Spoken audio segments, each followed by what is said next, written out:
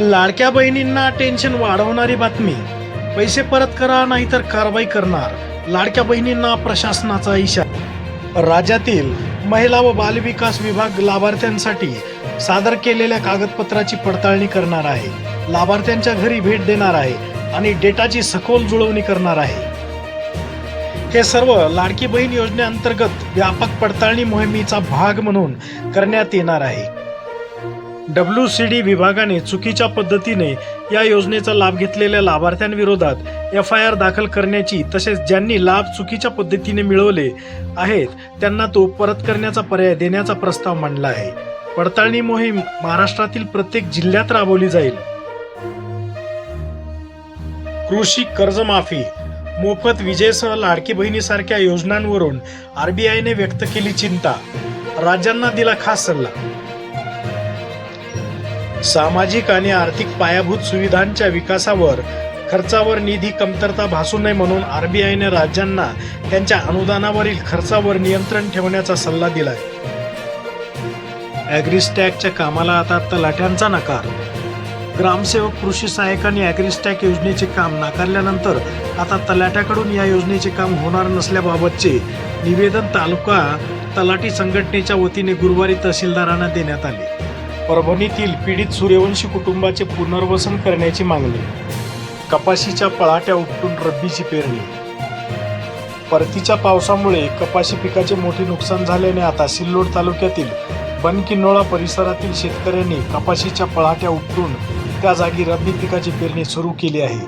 बनकिन्नोळा परिसरात यंदा शेतकऱ्यांनी कपाशीची मोठ्या प्रमाणात लागवड केली होती.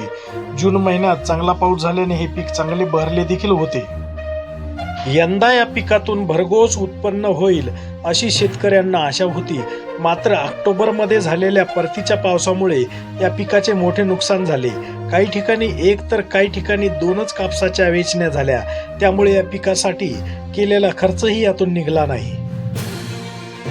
शेतकऱ्यांनी आता कपाशीच्या पळाट्या उपटून त्या जागी हरभरा, मका, गहू, बाजरीची पेरणी करण्यास सुरुवात केल्याने रब्बीच्या क्षेत्रात वाढ होत आहे. सध्या कडाक्याची थंडी पडल्याने रब्बी पिकांना ती फायदेशीर राहणार आहे. त्यामुळे कपाशी पिकाचे झालेले नुकसान या पिकातून भरून निघेल अशी आशा शेतकरी व्यक्त करीत आहेत. प्रकाश आंबेडकर म्हणाले, बोलताना भान राखा. केंद्रीय गृहमंत्र्यांविरोधात वंचितचे आंदोलन. डॉक्टर बाबासाहेब आंबेडकर यांच्याबद्दलची अवमानास्पद वक्तव्य करताना भान राखावेच लागेल, अन्यथा वक्तव्य करणाऱ्यांना त्यांची जागा दाखवू असा इशारा वंचित बहुजन आघाडीचे अध्यक्ष ॲडव्होकेट प्रकाश आंबेडकर यांनी गुरुवारी भाजपला दिला.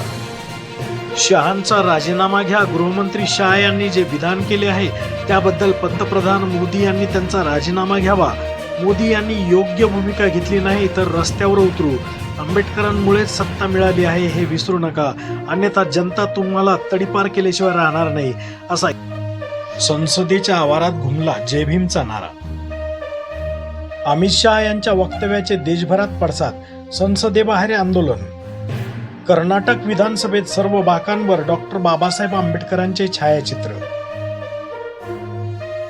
शरद पवार उद्या मस्साजोगमध्ये.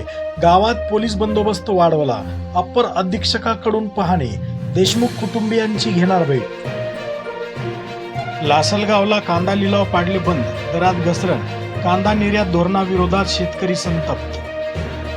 केंद्र सरकारने कांद्यावर लागू केलेले 20% निर्यात शुल्क रद्द करावे या मुद्द्यावर गुरुवारी सकाळी लासलगाव बाजार समितीच्या आवारात उद्धव सेना छावा क्रांतीवीर संघटनेच्या पदाधिकाऱ्यांनी व संतप्त कांदा उत्पादक शेतकऱ्यांनी कांद्याचे लिलाव काही काळासाठी बंद.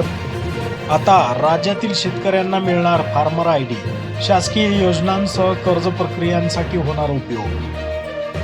शेतकऱ्यांचा व त्यांच्या शेतांचा आधार संलग्न माहिती संच. यामध्ये शेतकऱ्यांच्या शेताच्या माहितीशी त्याचा आधार क्रमांक जोडायचा आहे व प्रत्येक शेतकऱ्याला शेतकरी ओळख क्रमांक फार्मर ID द्यायचा आहे.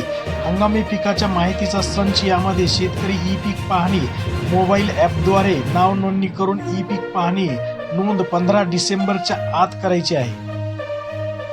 कांद्यावरील निर्यात शुल्क पूर्णपणे काढण्यासाठी निलेश लंके यांचे संसदेत आंदोलन.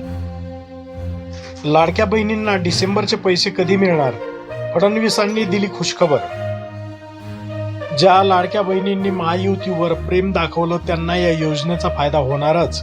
त्यामुळे हे अधिवेशन संपताच डिसेंबर महिन्याचा हप्ता आम्ही जमा करणार आहोत अशी घोषणा यावेळी केली.